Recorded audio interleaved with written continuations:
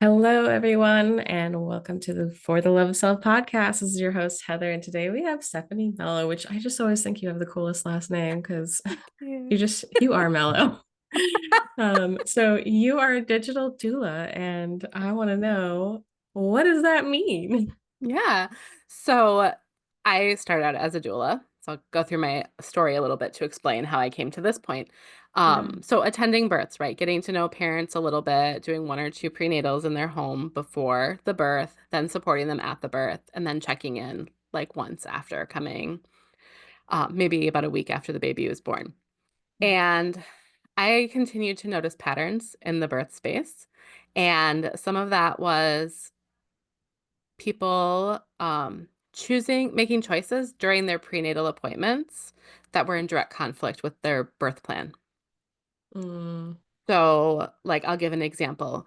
Scientifically, we know that the reason an anatomy scan is done at 20 weeks is because that's when the baby is small enough so that the whole baby can be seen on the screen. As the baby grows, it becomes less and less accurate when it comes to measurements. And so babies can be off by more than a pound in an anatomy scan that's taken at the end of pregnancy. But then a lot of times people are like, oh, we think your baby is big based on this ultrasound. And then they're signing up for an induction for a suspected big baby. The birth plan goes, one of three ways, right? They get their natural vaginal birth that they were planning, or they have an induction, they have a vaginal birth, or they end up with a cesarean. And then they deliver a baby that's 7 pounds. And I kept seeing this happen. And 7.5 pounds is like the average baby, right? So mhm. a baby that's under 8 pounds is not big, and 8 pound babies are not considered to be like really big. Like, we won't get into all the terms, but like a 10-pound baby, sure, that might be a different story. But they don't realize at their prenatal appointment that this decision they made back then to have an ultrasound without realizing how grossly inaccurate the measurements can be, they signed up for a different type of intervention that they wanted. Mhm. And it's fine. People can choose whatever they want to. But the problem is a lot of women make a choice without knowing it, and then they're disappointed in the result. And then that leaves a lot more room for trauma, postpartum anxiety, postpartum depression. And sometimes that can lead to other problems like difficulty latching. Maybe the baby came too soon before it was really ready to, or maybe the baby was separated from the mother. All these different things can happen, right? And those experiences are traumatic for the parents and for the baby, but a lot of them can be avoided. And so what I also noticed, because I took two different childbirth trainings in my original training, I've taken two doula trainings. And in the first one, the first two, they really focus on the birth. Like in the hospital, it's kind of like, this is how it goes. This is what our interventions are. This is how you take care of your baby after it's born. It's like 5 classes and it's the same information. And then I had a childbirth educator who actually came into our home, which was super cool.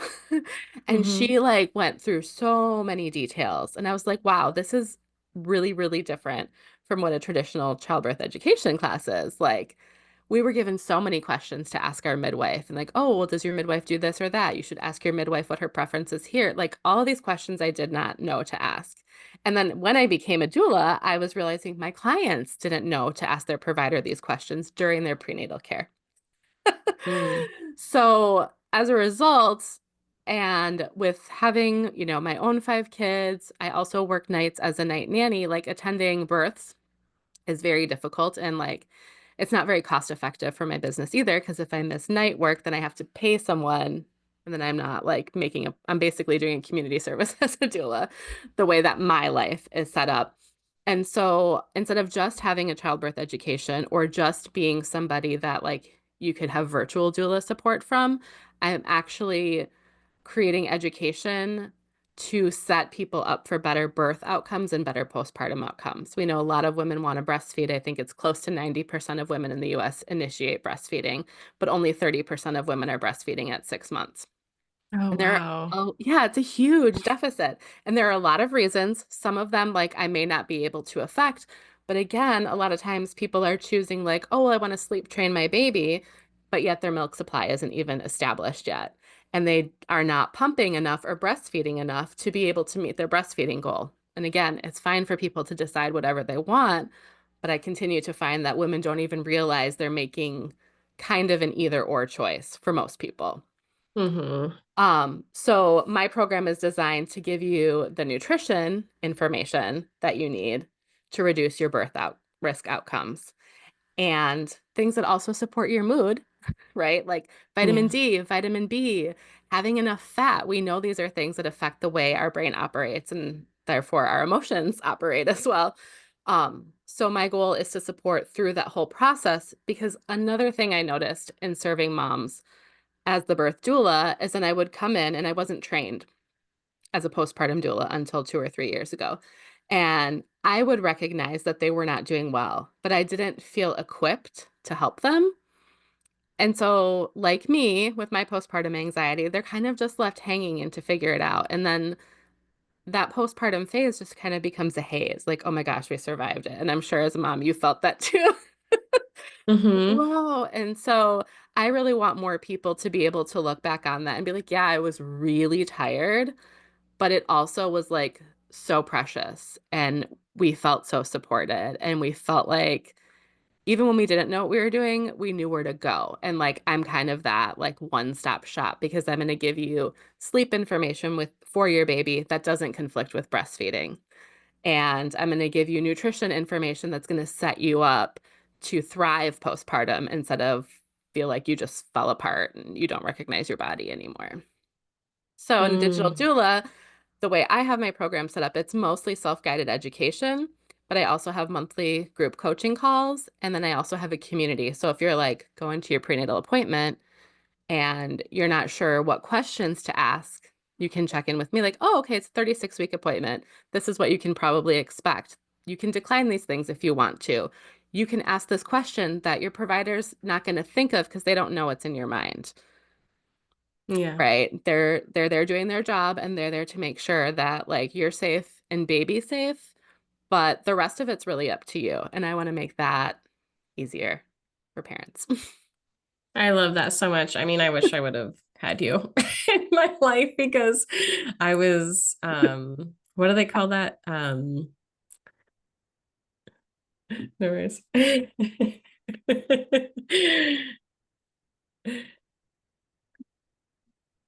Take a second.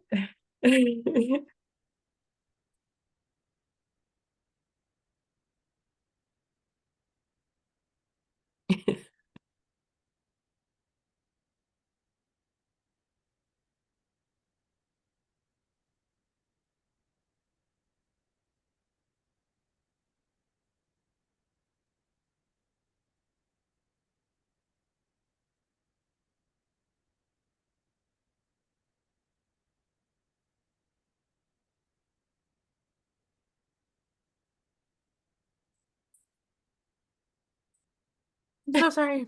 No, it's okay. Are you okay? Yeah. At least it's just us. Oh my gosh, you're gonna have to edit that, man. No, it's okay. That'll be easy.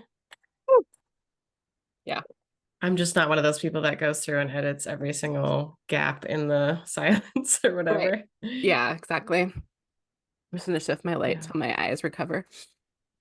I know, right? Yeah, I was thinking about like I definitely have to go get a curtain. Okay. Okay. No worries. Um, yeah, I was just thinking I definitely wish I would have had a doula. I was one of those I don't know how to say this, but just like ignorance is bliss kind of pregnant ladies.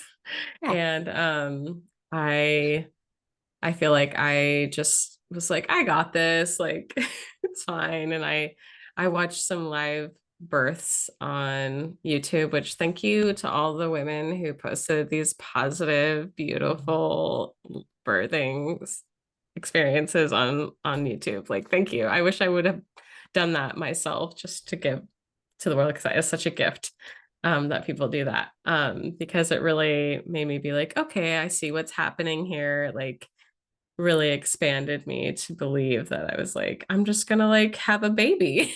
And I did have like a really positive birth experience, but I think that to what you were saying is that there were so many things that I didn't know that should have even asked or like been concerned about or whatever. Like, had something took a right turn or a left turn, it would have been nice to like have that support or whatever. And I think sometimes it's I'm sure you get like a plethora of women that you work with that are like either like really zealous on like getting all the facts and information, and then you get like people like me that were just like, I don't know, I'm sure it'll all work out. Yeah. And that's the interesting part is because if we leave birth alone, most of the time it just works out. Right. That was my approach for sure. But we do operate in a system where it's almost always intervened now.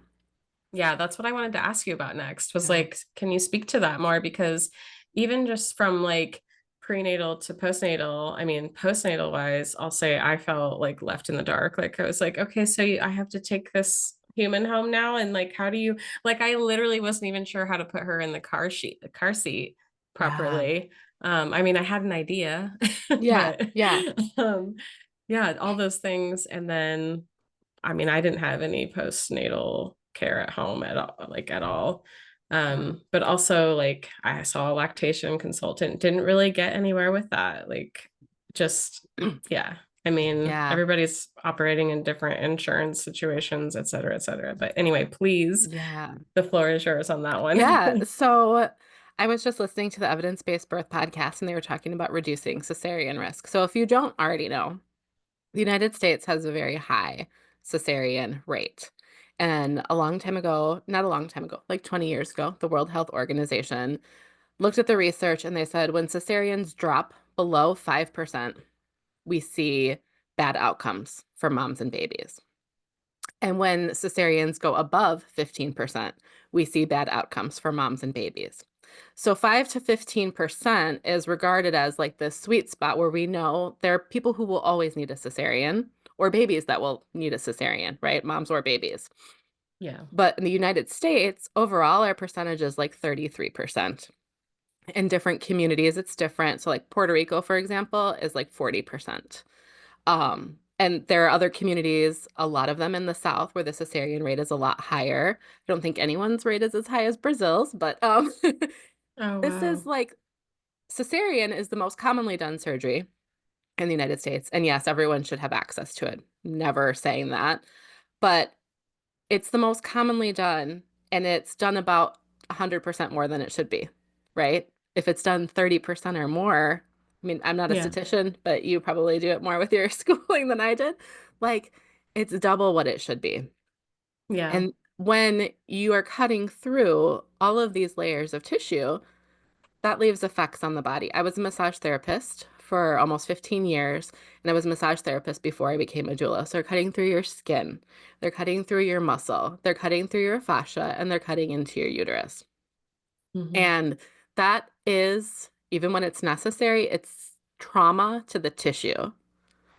It's trauma to the body. Like surgery, even itself, is considered an injury as far as like medical terminology goes, right? It's an intentional one with a purpose, of course. And then they Hmm. give you the baby and they have you walking a couple of hours later. If you had rotator cuff surgery, you would probably have 6 weeks of PT, right? You might have some massage and some other things. You have nothing after a cesarean.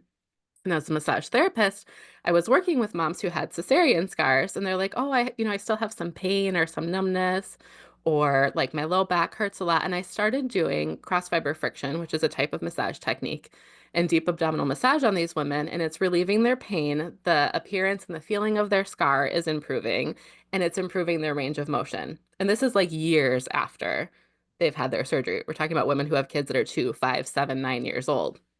Yeah. And like most women will never even have someone ask, like, hey, have you ever had any work done on your cesarean scar? Like most people don't even know that, right? Probably only massage therapists and probably only like massage therapists who like it clicked for them like it did for me, right? Like my mama's a massage therapist. I don't think she's ever worked on a cesarean scar. But when I became a doula, I was like, wait a minute, like all of that is restricted, right?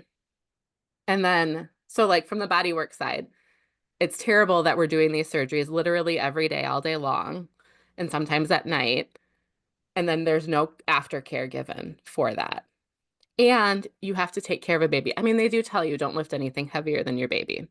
And they tell you to walk, and research shows that if women start walking the same day as their cesarean, it's easier for them to walk and care for their baby at home afterwards. So that's why it seems really cruel to do. Yeah. But right now, it seems like that's what's indicated. Who knows? Maybe 20 years from now, we'll have different information. Yeah. But then, like with cesarean, you're also, having a spinal block, you're having an epidural. Those have risks as well. Any kind of surgery or like fingers in your vagina leads to a risk of infection. And Mm-hmm. a lot of women will say that they had an emergency cesarean was actually elective, meaning they could have given you more time, but they didn't. Or at the last birth I was at, it was not an emergency cesarean, but it was definitely indicated. Like it was absolutely the right thing. An emergency cesarean is where they have to intubate you. And I think that's like really important because even if you don't want a cesarean, that wasn't your intention, being asleep when your baby is born is much more traumatizing than being awake for it, probably in most cases. I can't speak for Mm-hmm. everyone, right? We all take these circumstances differently, but like being intubated is very different. That's like a true emergency and it Mm-hmm. indicated. And then sometimes it's just elective, like, hey, we've been doing this for a while. Do you just want to have your baby? And I've been there for those births where they're like, this is Mm-hmm. taking a long time. Do you just want to get this over with? Where there wasn't a medical indication for it. So Mm. cesarean's kind of the first thing. But I had just said something and I was like, oh yeah, put a pin in that.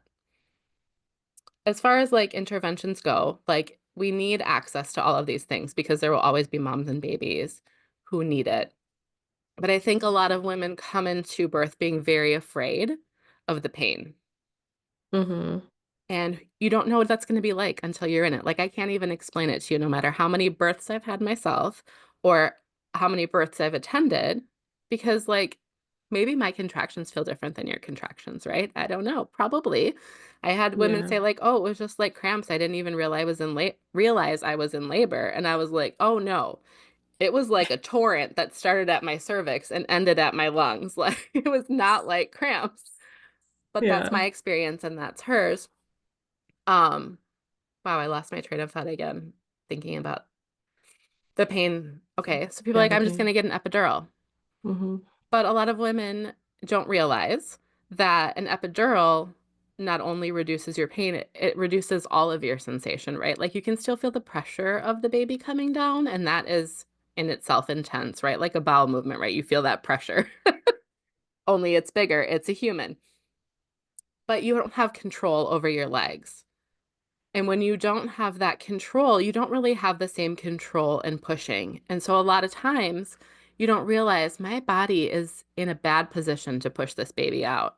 Whereas Mm. I've had all births without any kind of interventions. And I can think vividly of 3 of my births where I started pushing and then I was like, no, that's wrong. And I changed the position my body was in. Mm-hmm. And then I pushed my baby out. I've had 5 babies and I've never had a tear. But I see tears pretty often with moms who have epidurals because they don't have the ability to move their body. And then they're also coached in pushing that's extremely unnatural. So if I think about my own births, when I'm pushing, like I feel that contraction and I feel the urge to push. And then I Mm-hmm. push. And sometimes I get tired and I stop pushing and the Mm-hmm. contraction is still going. But if you're being coached in a hospital, it's take a deep breath in, hold it, and push for 10 seconds. Inhale, hold it, and push for 10 seconds. Inhale, hold it, and push for 10 seconds. The contraction might have ended, and she's Yeah. still pushing. And that's just like kind of how we do it most of the time. Obviously, there are doctors who do it differently, there are midwives who do it differently. It's huge, huge, huge spectrum. And I think that's one of the risk factors, like you said, of like, oh, it's all going to work out. But that is a risk because if you don't know that your hospital has a really high cesarean rate, if you don't know that your provider doesn't like to work past 5 p.m., or at one birth I was at, the doctor, as soon as it was over, she's like, oh, good, I can finally go let my dog out. She literally said that. Like, Nice. you have to know like the place where you're giving birth and the people that you're giving birth with to like really surrender. And I do think surrender is a really important part of it. Yeah. But here, the point I'm saying is it's actually a fear of pain that's leading to a choice that might not be like your highest choice. And they Yeah. can, like, people can decide whatever they want. I want people to have that information so that you're not in the middle of a contraction and being asked a question and being asked to make a decision when everything is so intense without, like, true informed consent, right? Most of the time, they're not saying, "Here's the benefits. Here are the drawbacks. Here are the alternatives. This is why it's being offered. What do you wanna do?" I've almost never seen that happen in a hospital Mm-hmm. where they asked all of those questions, and that's what informed consent is, which you have a right to, and you've signed paperwork saying that you're receiving that, but that's not actually what is always happening in a birth scenario. I mean, Yeah. so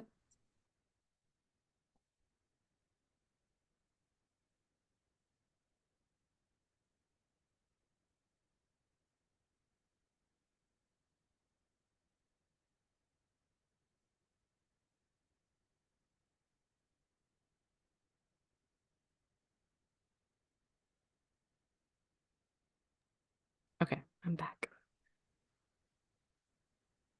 Um, let's see, where were we? So yes, so working within a system, well, all of us are going to have different choices, and that's one thing I love about you, Stephanie, is like you are so non-judgmental and like trying to really create an educational experience for these mothers to be, or currently they might be mothers already, but Yeah. wanting to, um, just know all the information, like know, like you said, all this information about like if you're going to a hospital. I'll just share briefly like my experience. Like I said, I was just like la di da di da.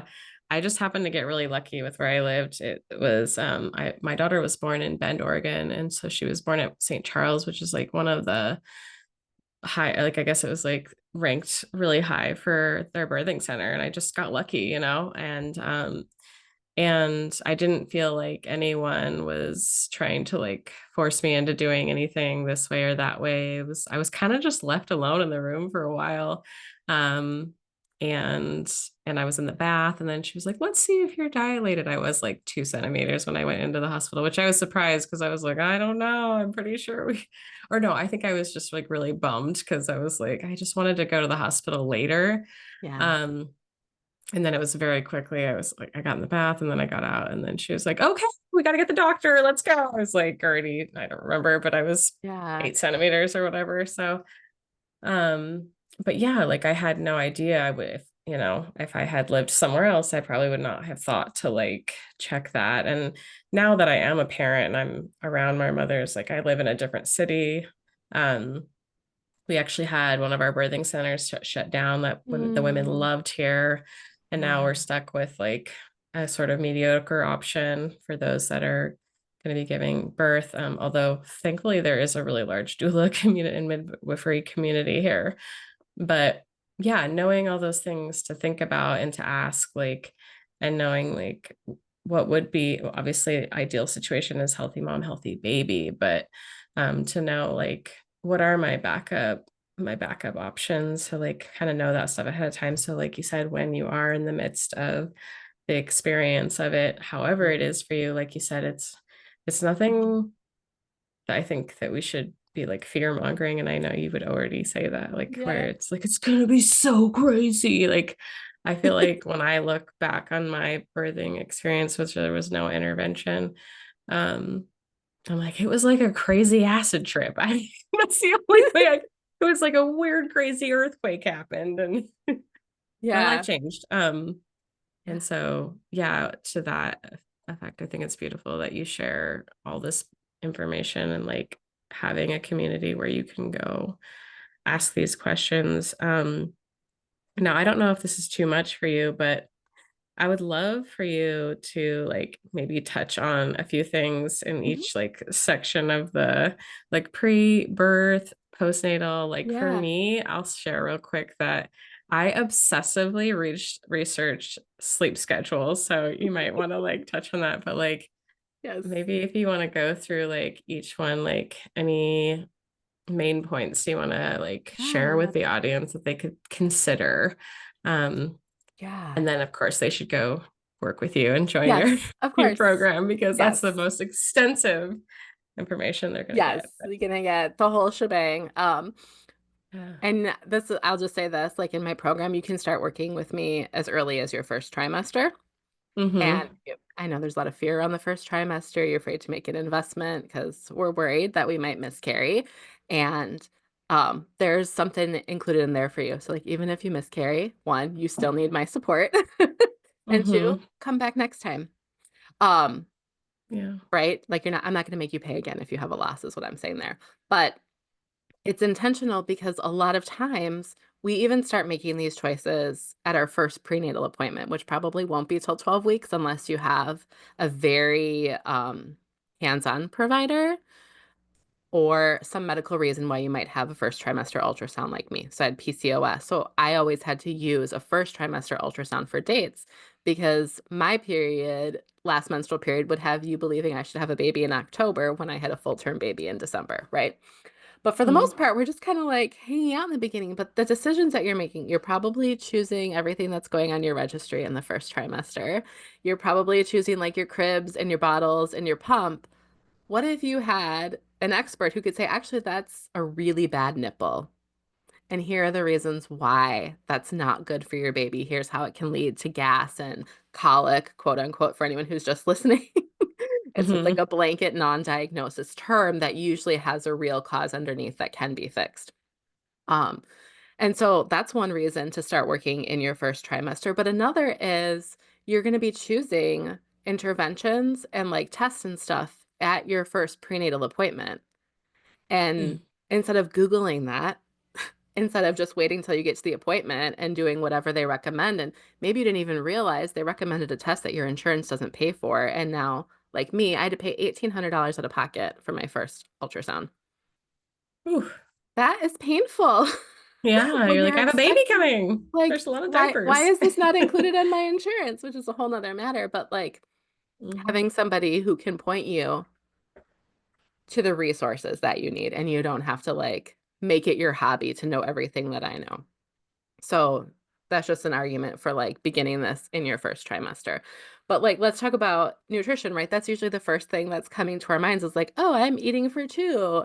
Maybe I'm going to stop eating brownies every night. I don't know, whatever it is. I like brownies. I cut back on my brownies while I was pregnant. But if you follow the United States nutrition information for pregnancy, your body will not be able to absorb enough iron. Your body will not be able to absorb enough folate, which is absolutely essential because that's what makes progesterone and that's what grows your placenta. And also, it's helpful for your mood. And you will not have enough choline, and these are essential for your baby's brain. And you will not eat enough fish, which has been proven like at 3 times what's recommended in the United States has been proven to be safe and beneficial for cognition in toddlers. Mm. So nutrition is actually really important. I know I threw up for weeks on end with all of my pregnancies. And that was miserable. I could barely keep any food down. So I don't say this to be oppressive because I did the best I could, and so would anybody else in that circumstance. But I didn't know that I wasn't eating enough foods that had B6 in it. And I didn't know that I wasn't supplementing with enough B6. I was supplementing with B6, but not enough to like make an impact on nausea. And I didn't realize that I could eat a lot more fish and that I should have been getting a lot more DHA and EPA. I didn't know that eggs are the cheapest, best pregnancy superfood out there, next to oysters, Mhm. which I'm not going to eat because I don't like them. But Totally. it has the food you eat has a huge impact not only on your baby's development, but the sustainability of your pregnancy and risk factors like gestational diabetes and preeclampsia. And these are two major reasons for an induction. Hmm. And inductions, generally speaking, there's all sorts of different data sets you can look at, but generally speaking, the broad population, a first-time mom having an induction is much more likely to have a cesarean than a second-time mom having an induction. Hmm. And so you can actually change your risk factors for your birth experience by the types of foods that you eat Wow. because our advice that's given out is not up to date with current research. And generally in medicine, and this is probably true like in massage too, it takes about 15 years for research to become public policy. And we're just really, really behind on the food. And that's probably a big reason why different demographics and ethnicities in the United States have much worse outcomes. Hmm. It's one of the factors. Yeah, I love that you bring up food just because in general, I think that's a hot topic right now in our Yeah. country as we sort of, yeah, look at the food quality and whatnot. And I think Yeah. that, yeah, it's like this balance of like it's not about like worrying about weight gain. It's about getting the proper nutrients so that your Yes. body can sustain a human life and Right. birth it. And yeah. And this, I'll tap into postpartum with the nutrition too, because I was someone who like, I did go on medication for my anxiety, but I didn't really want to. But I Hmm. also didn't know like what I should be doing instead. And I Yeah. didn't know, oh, well, this amount of vitamin B and this amount of vitamin D and was it GABA or whatever? I didn't know that I could use those things either. So I just like did the best with what I could. And when I felt like that wasn't working, I used medication. We have a lot of women who like don't even know what their options are. Yeah. And a lot of this can be mitigated with better eating. Not all of it, but a lot of Yes. it can. Yeah, definitely. I feel like that was another thing I personally researched was just mental health wise. I already knew because I had struggled with anxiety and depression for most of my life that I was 75% more likely to suffer with postpartum depression and anxiety. And so I definitely had those symptoms, but it wasn't as like bad as I thought it was going to be. I think because I did so much coping ahead around it. A lot of it was just for me like getting to the gym once I was allowed to go to the gym after Yeah. that 6 to 8 weeks or whatever. Yeah. Because that was already a part of my lifestyle, but even just going for walks was so nice. Just taking care of yourself after you're, of course, allowed to Yeah. physically move like that. Yeah. Yeah. Yeah. Um, yeah. But yeah, Yeah. food is a big factor. And then yeah, so like what are your little hot takes on the birthing process? Mm. So I would say that you can have all of the information, right? Like I had all the information. And with each birth, I had attended more birth of my own birth. I had attended more births and I knew more things. And the more I knew, the more anxious I was, right? My birth plan for my second baby was way more detailed than with my first. I was like, okay, in this circumstance, yes to forceps. In this circumstance, no to forceps. In this circumstance, yes to vacuum. In this circumstance, yes to cesarean. Like it got more detailed because of what I knew. And this is really interesting, just touching on anxiety. Anxiety and depression are on the rise in unbelievable numbers since Mhm. 2020 for pregnant women, for Mm, pregnant and postpartum. So it's not just happening postpartum. And anxiety is at higher rates. And the more education you have, the more anxiety you have. There's like yeah. a correlation in pregnancy. It's probably true in other areas, but I talk about this stuff. And so it like knowledge, I do think knowledge is really empowering because it's hard to make a good decision without a good knowledge base. But like coming back to the emotions, birth, like what you experience in your birth is 80% in your head and like 20% in your body. So the Mhm. thoughts that you're thinking, feeding your emotions actually affect your physiology. So when I'm in the birth pool and I'm like, I just want to be done with this. I just want Mhm. my baby. I'm so tired. I can't do this anymore. I'm ready for my incision type of thinking, my pain actually increases Mhm. because my resistance is increasing. So that's changing the way that my muscles are working and my emotions. I don't even know how all of it works, but I know that your jaw is connected to your hips. I know that for sure. Mhm. And so if you're holding all of this tension in your mind, you're probably holding it in your jaw and you're holding it in your hips. And I've seen women, and I've done it myself, where that baby is ready to be born, but the mom is actually resisting it Mm. in her mind. She's not consciously choosing to not have a baby descend. Yeah. Right. And so I think the biggest thing, the most supportive thing that anyone can do is, I wouldn't say to conquer fear, but like to like be there right with it and like let it have its place and not listen. So I can remember this from my fourth birth. I was tired. He was bigger than any of my babies by a full pound. He stayed Mm. inside of me 8 days longer than any of my other kids did. And I was tired. It was like 9 o'clock at night. And I remember like I think I put frankincense like right in between my eyebrows. And I just was tapping in between my eyebrows. And I was like, I need a break. And my contraction stopped for 20 minutes. And I caught my breath. And I just kept like telling myself, just don't think. Don't think. Just stop thinking. Like I couldn't even think of a positive thought. Like I can do this. Like I'm so good at birth, right? Like I've done it before. It wasn't like news or anything, but I just had to stop my thoughts. And Mm-hmm. I like caught my breath and then I was like, okay, I'm ready. And 3 contractions later, he was out. Mm. And that's like really how powerful our minds are. And maybe that like doesn't work in 100% of every circumstance, but like I let go, right? We talk about like Yeah. letting go of outcomes. I let go of this being over now when I wanted it to be. And I also let go of I can't do this and I'm tired. And I just was there with it. And in my second birth as well. So my first birth, I felt like I didn't know what I was doing. I had really great support. Everything went fine, but I'm sure I pushed longer than I had to.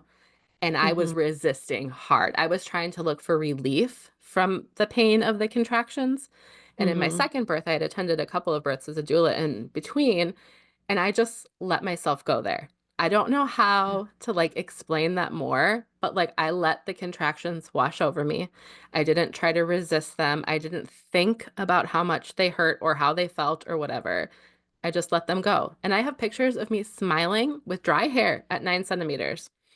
Right. If you look at pictures of me from my first birth, which I ask you not to, like my hair is wet, like I'm sure I splashed all over the living room floor, my face is flushed, like my chest is red, like it was so intense, but so much of that was created by my resistance Mm-hmm. to what was happening. And I didn't know any better, and I'm not like mad at myself for that. I don't think it was bad, but I can tell you that every other birth I've enjoyed more when I just went with it.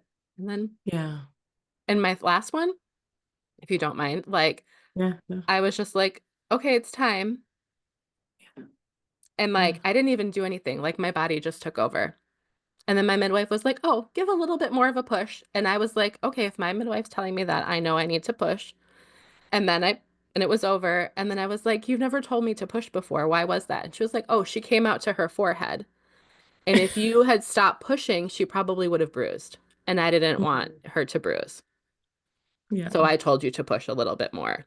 But like I literally didn't even push her. It was the fetal ejection reflex. My body did it. But then she was kind of stuck there. So instead of having her sit there until the next contraction, my midwife was like, give a little push. Oh my God, that makes me think of like when you see videos of animals giving birth, it's not Yeah. like they're like, like Yeah. it's almost like they're just in this like trance and stuff. And Hmm. I love that you share this because of I think the fear part is so important. And I think it's so great that we share our birthing stories.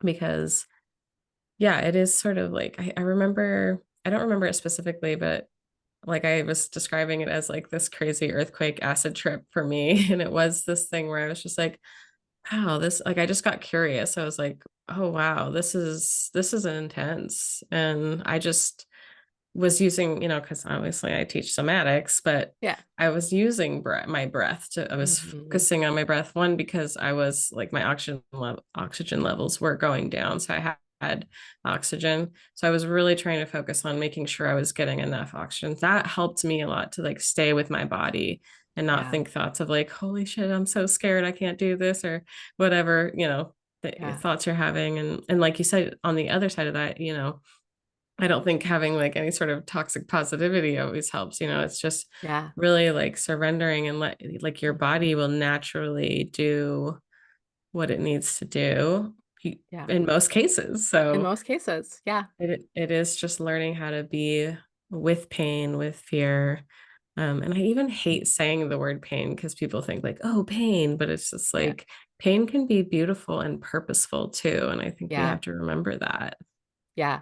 Yeah. And that's what's so interesting about birth is it's like, there's the different feedback loops in the body. We have positive and negative feedback loops.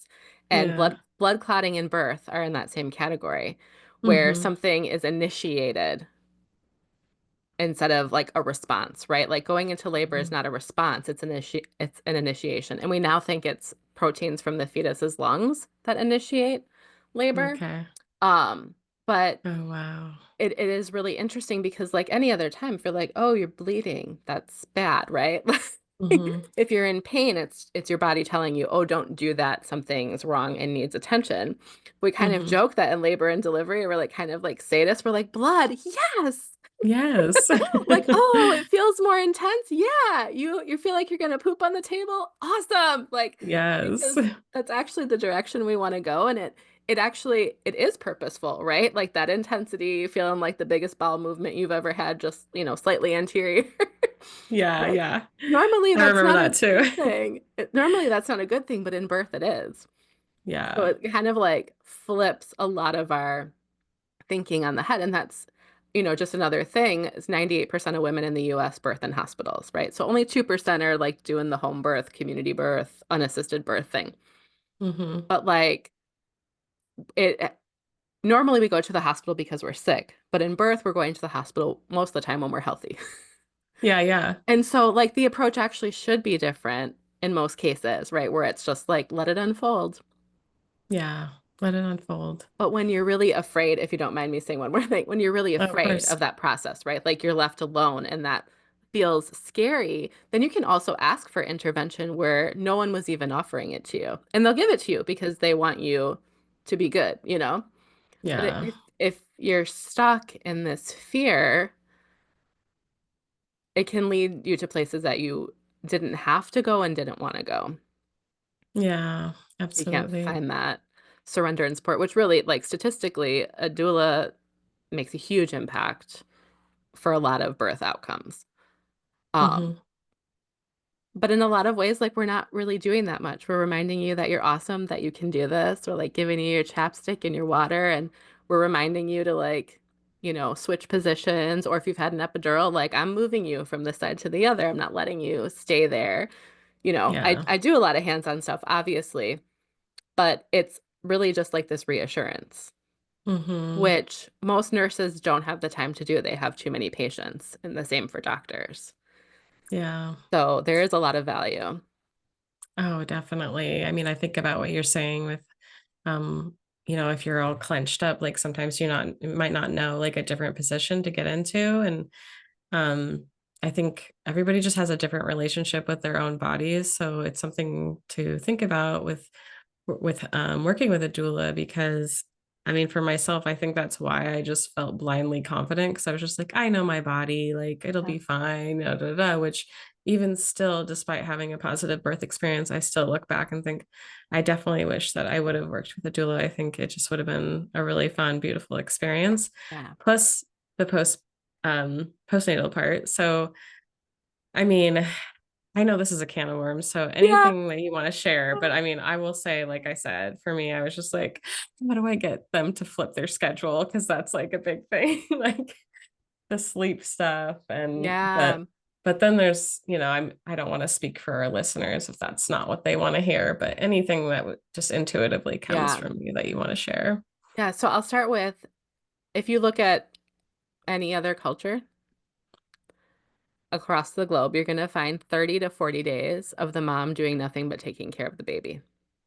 You're going to find in China, she's not supposed to take a shower and she eats warming foods and people bring broth and they keep it warm. And it's not that different across the world. Like there's different traditions and different foods, but like all of the foods are warming foods. All of them are very easy to digest, right? Not Costco pizzas or chicken tenders or any of these like American foods that we just love to eat so much. It's like yeah, it's like broths and stews, and it's not salads either. It's warming foods. And Hmm. there's millennia, right, of practice for why these are the foods. And you'll also find that like grandmothers are coming and taking care of the house, or people in the community are bringing meals. And a lot of places like India, particularly, like there's massage every day for mom and baby, like people like in the community, right? Not paid professionals. So the postpartum culture around the world is like much, much better. What we have here should be considered a humanitarian crisis. It's vile. It's a major reason that so many moms are not able to meet the breastfeeding goals that they set for themselves. And breastfeeding, like, is the best thing for humans, right? Just like cow's milk is the best thing for cows. Human milk is the best thing for humans. I'm so glad that we have formula, like, but most people aren't even wanting that as their first option. It's what they have to do. And I don't Mm-hmm. think anyone should be put down for it. But I'm not going to talk about public policy, but our public policy is terrible and it should change.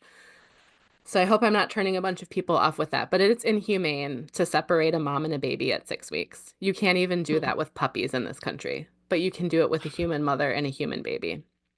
And it's not Yeah. safe and it's not okay. And then we also have moms who are like, oh, I need to bounce back. And I'm already at Target and the baby is 5 days old and you're pushing a cart. Like, no, like your womb Mm-hmm. needs to heal. Like, obviously, your uterus is very big, right? When you deliver your baby, and it goes back to being about a grapefruit size in the next 6 weeks. And the wound that is inside of you that's causing your bleeding is where the placenta detached from your uterus. I literally didn't know this with my first baby. Like, I just didn't get it. Didn't Like, even know that. I Yeah. was just like, oh, you bleed. Like, that's kind of all I knew with my first. And that's laughable now. But, like, that's a wound the size of a plate. If you had a wound on the outside of your body that big, would anybody be like, oh, are you doing the dishes? Did you take out the garbage? Did you do the laundry? No, but moms across America do this all of the time. And Yeah. because they have to, because we allow it, but also because, like, we don't know. Like, I was standing up washing meconium, the first tarry, sticky, awful poop that a baby has after they're born, out of cloth diapers in the kitchen the next day.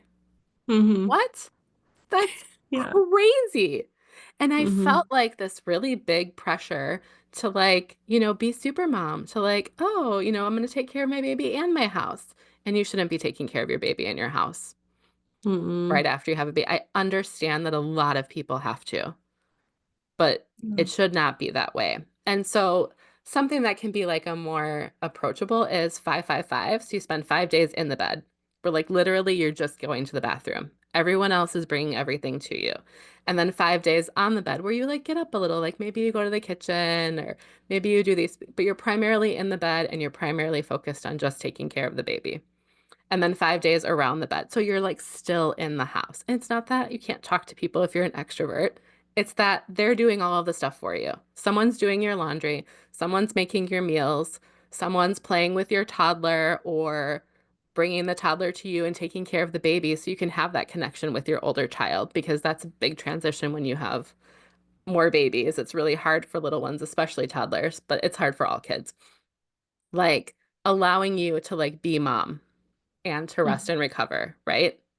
And a Yeah. third of moms are having major abdominal surgery to give birth. And Mm-hmm. still, we're, like, running around with this shrinking, hopefully, wound. Mm-hmm. Like, I gave myself bed rest with my third baby. I felt so great. Like, I felt so Yeah. great. Like, I just felt good. And I Yeah. walked to the ice cream shop because we lived in a walkable community.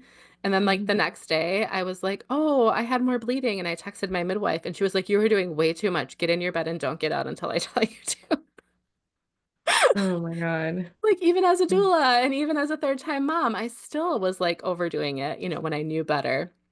Yeah. Um, so kind of that, like, we really have to change the way we view postpartum. We should not be at all thinking about weight loss, even though I know we feel different in our bodies. And most women didn't know that they would still look pregnant right after giving birth. Like, I realize that can be very disillusioning, but, like, you should only be focusing on foods that give you lots of nutrition. And if you're breastfeeding, your calorie needs increase from the third trimester even, Mm-hmm. because it takes a lot of calories to make enough blood to make enough milk for a baby. Right. Mm. Um, but yeah, I can talk about sleep too if you want. Oh, sure. No, but I am like feeling such a activation. Like my heart just remembers that time period. Not in a negative way. I just mean I just was like, yeah, it almost makes me want to cry what you're talking about because of the lack of care that you just said everything that I feel. And I mean, I was so fortunate that I didn't have to go back to work or anything, but still, like, I think even just culturally, people think like, oh, like I'm gonna go help take care of the baby. No, we need to take care of the mom. The baby is fine. The Yeah. baby is going to sleep, eat, and poop. Like Yeah. it will do what it needs to do. The mom will take care of the baby. Someone needs to take care of the mom. And if you are pregnant, like listen to the listener, if you're pregnant or you know someone that's pregnant, like take that seriously. Where even I was talking recently, my best friend's pregnant, and I was like talking to you about like when do you think would just trying to like strategize because I want to support her. So like I just remember that time period for me. And if I had known what I know now, I definitely would have arranged more help. I think I just was like, I got this, like, we're fine. I think the fact that I didn't have to go back to work made me think that, like, I shouldn't ask for any more. Like, I don't have to Yeah. go back to work. But it was like, now I need someone to make me some soup. I am like bleeding and I'm wearing a Yeah. diaper. Yeah. Like, I have milk squirting out my boobs. Like Yes. it's you're recovering from like a major bodily experience Mm.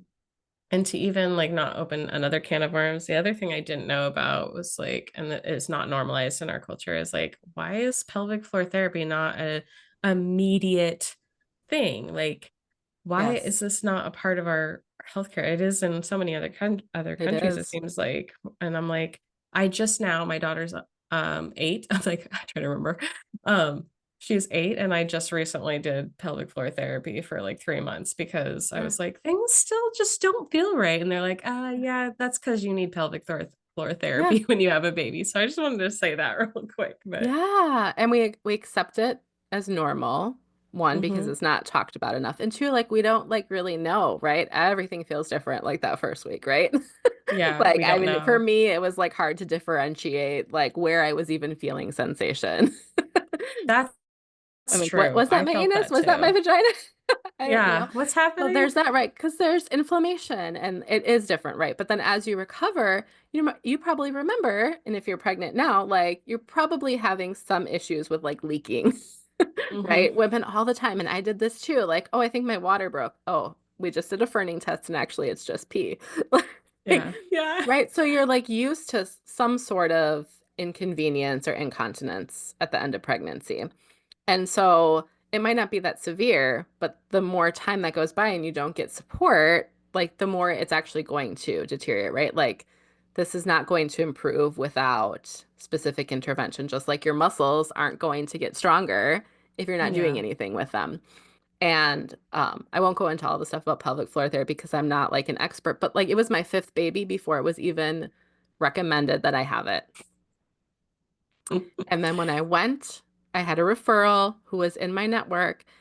At my 6 week appointment, they were like, yes, you should go see this person for PT. And she was like, oh, your insurance only covers up to 6 weeks. And now you're past 6 weeks. So it will have to be out of pocket. I'm like, not Mm, even back at work yet. Right. Like, and we all know that having children is expensive. yeah. And most of us are not getting paid paternal leave. Like, just never did it.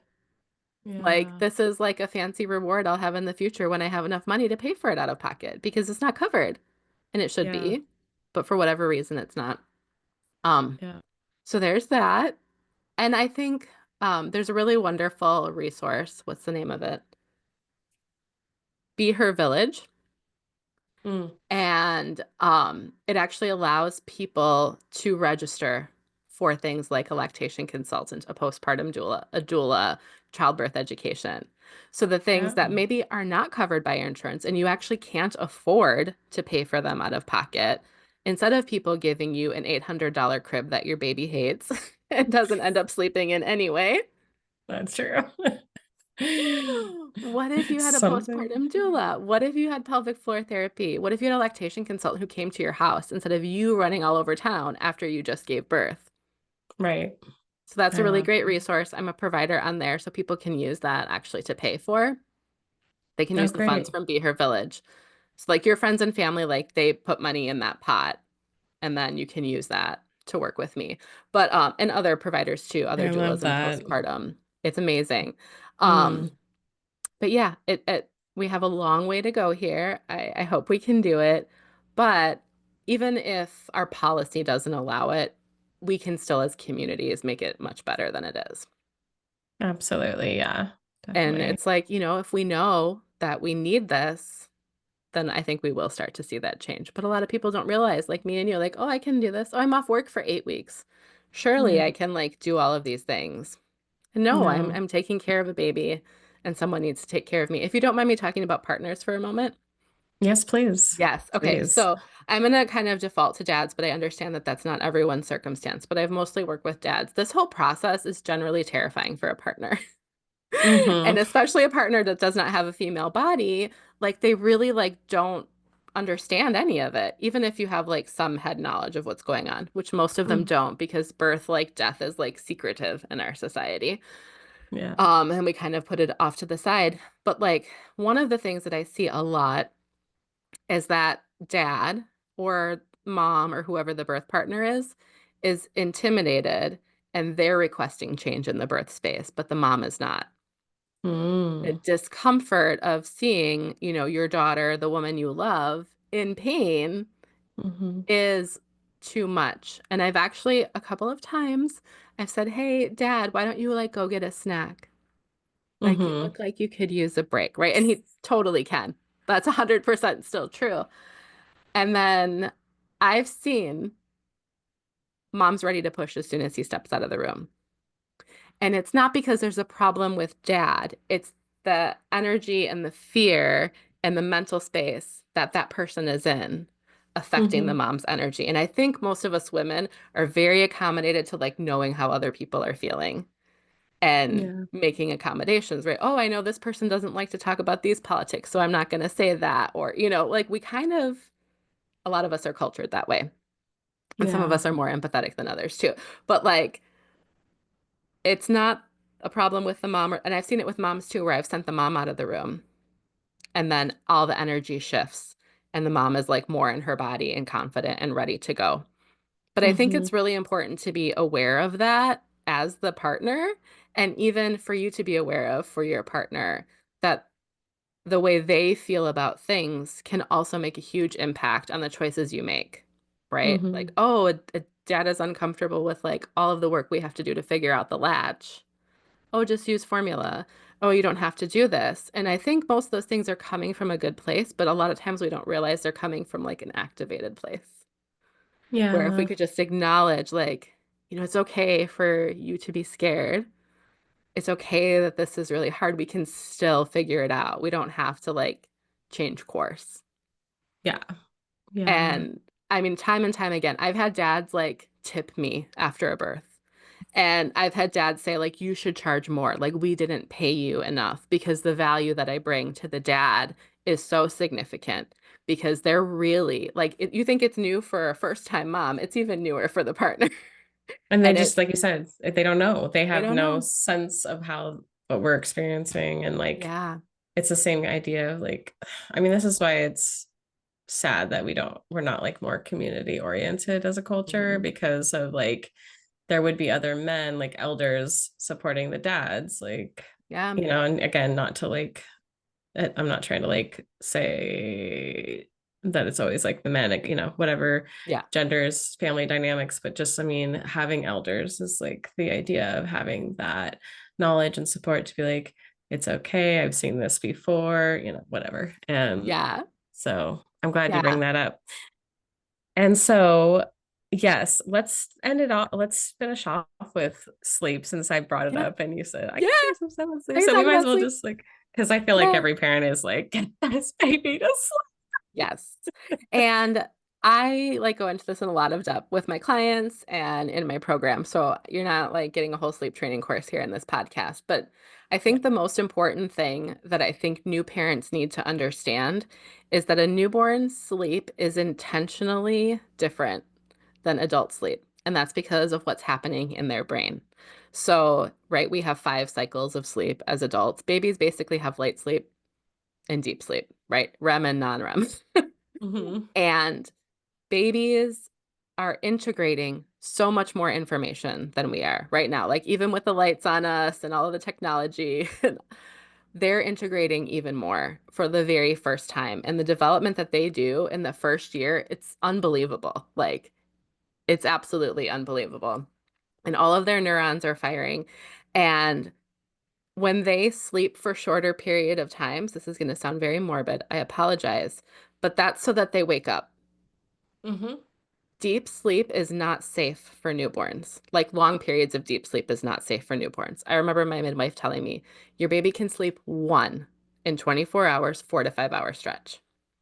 Mm. If your baby is going longer than that, you need to wake your baby up and feed your baby, right? Because their blood sugar could drop. It's going to impact your milk supply if you're not feeding the baby. So these early weeks, this is where support is so important because it is exhausting. But if you want to breastfeed, your baby waking up frequently to feed is helping you establish a milk supply that's going to continue past 3 months when you go back to work or whatever that is for you. Hmm. And it's this frequent waking is allowing their brains to integrate the information that they need to take in to develop. So, a lot of people probably have heard of like sleep regressions.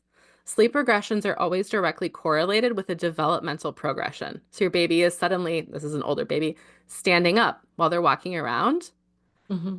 Their brain is going to wake up more in the middle of the night, inconveniently after midnight, so that they can get rid of the information they don't need and take in the information that they do. And so the best encouragement is not to try to make your baby sleep, it's to get support so that you can sleep. And Hmm. I think primarily someone else taking care of the household. And I know you can't sleep when the baby sleeps when you have other kids. Trust me, I have five, I know. But like, if you can be more restful the whole day, waking up at 2 a.m. and 5 a.m. is a lot easier than if you had to go, go, go from 7 a.m. until 7 p.m. Yeah. And so that's the first thing. And then the second thing is like, this doesn't last forever. As a baby gets older, as a baby gets fatter, Hmm. as they grow, they start sleeping longer and longer. And so, my most recent clients, they took their baby to the doctor, like, oh, he's sleeping 6 hours. He's not sleeping through the night yet. And the doctor was like, that is sleeping through the night for a baby this age. Yeah. And so That's a good this stretch like, of sleep. yeah, it's great. A 10 to 12 hour stretch is not healthy or normal for a newborn. That's more of like after 6 months. Like societally, we just have a very inappropriate expectation for a baby's brain and body when it comes to sleep.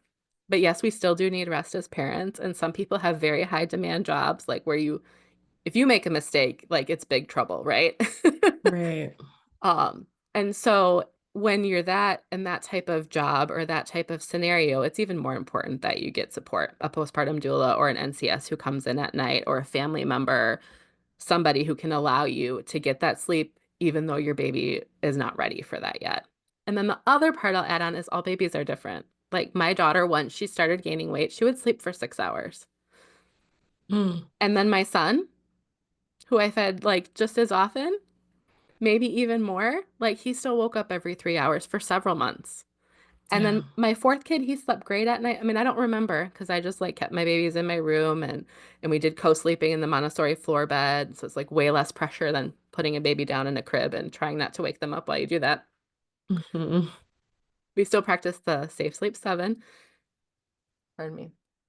Um, but he didn't nap during the day. Like he could not sleep for more than 20 minutes during the day. Yeah. And he was okay. That was very inconvenient for me as a mom of four, for him to sleep these small stretches and work and homeschool.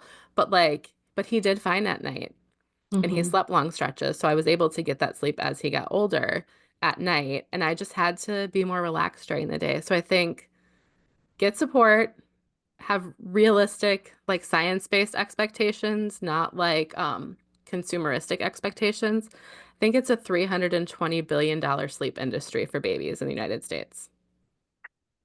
320 billion.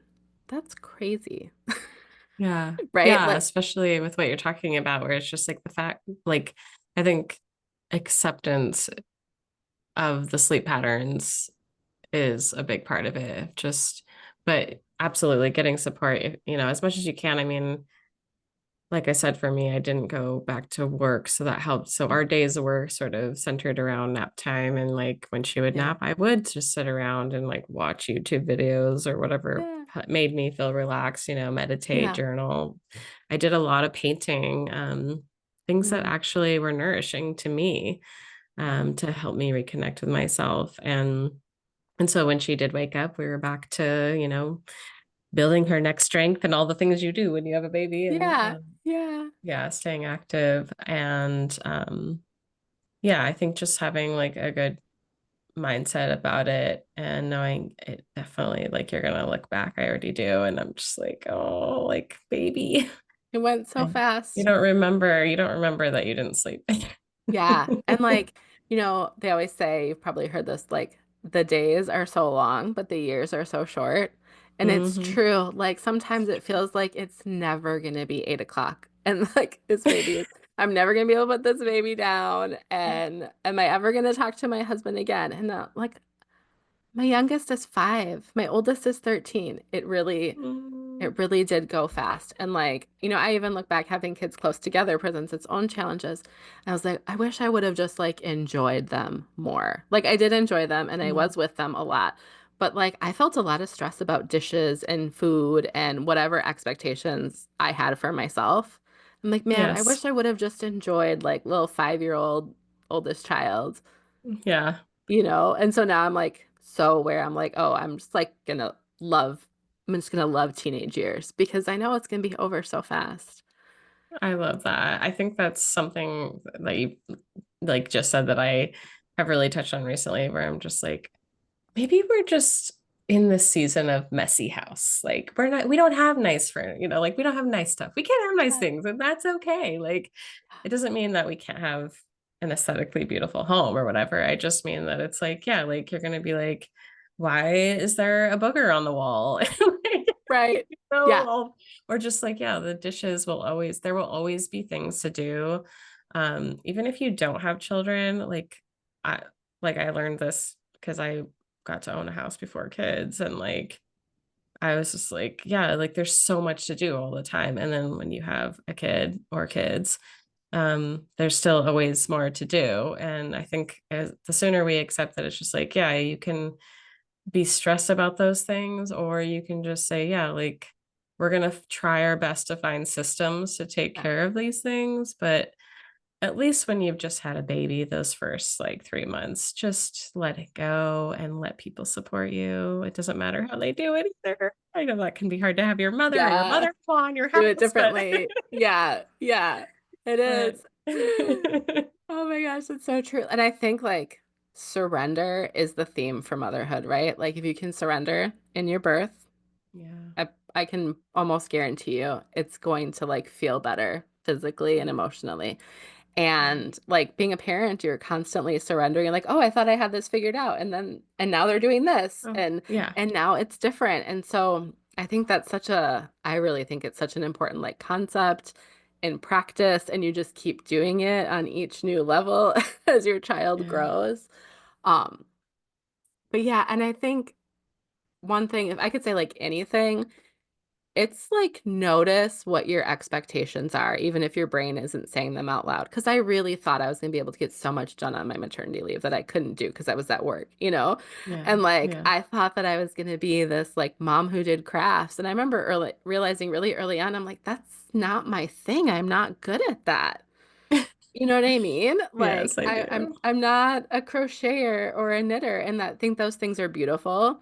I don't think anyone was putting that on me, but it seemed nice and like I don't know, something motherly, right? Like, and I do. didn't even consciously realize that I thought I was supposed to do all of this stuff.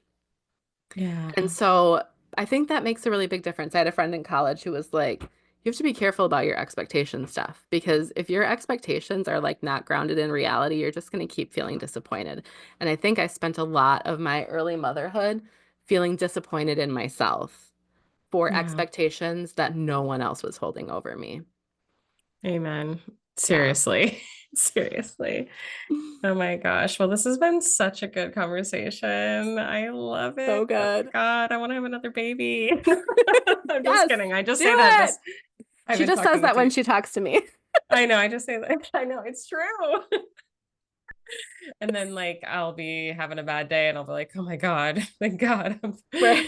What if I Um, had to do this with a newborn? I know exactly. Exactly. But I wouldn't, because I would be getting rest and I would be letting myself be supported. Yes, yes. Stephanie, thank you so Thank much you. for your knowledge, what you do, your contribution to this world.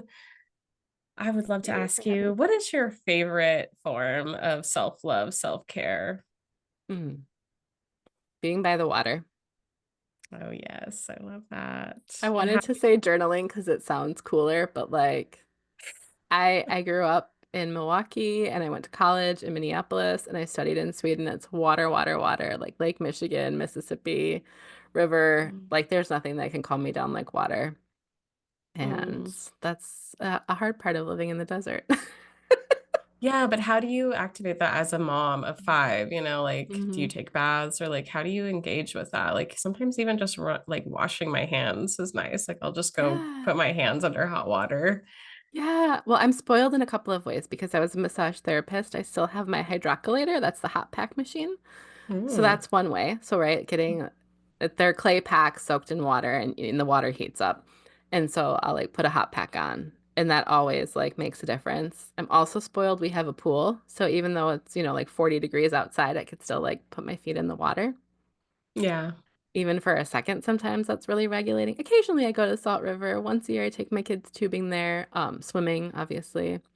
Hmm. I don't take baths as much as I want to. Here's a little confession, because then I have to deep scrub the tub. And a lot of times I can get my husband to do it. I'll be like, hey, I'm in my luteal phase and I want to take a bath when I have my period. Can you please scrub the tub this I love weekend? that. And he'll do that. Mm, But I'm not always organized enough to remind him. Um, yeah. but drinking water makes a Yeah. difference too. Like obviously physiologically, but I feel like emotionally I do so much Mm, better when I'm like drinking tea, drinking water, like caffeine-free tea. yeah. Yeah. I love that. Yeah. Oh, thank you for sharing that. Well, I hope everyone has a beautiful day. If you have any questions, we're going to put Stephanie's links and everything. Go follow her over on TikTok, on Instagram. Do you hang out? You have Facebook, obviously. I I knew have that. Facebook. Yep. Yep. Sage Motherhood everywhere. And if another platform pops up, I'll probably be Sage Motherhood there too. Perfect. Yes. Go check out her educational content. She has her digital doula offerings, and she will be there to support you through such a long phase of your journey, which is so generous and kind. So, thank you I everyone love for it. listening, and we'll Thank you, catch you. Heather. Thank you.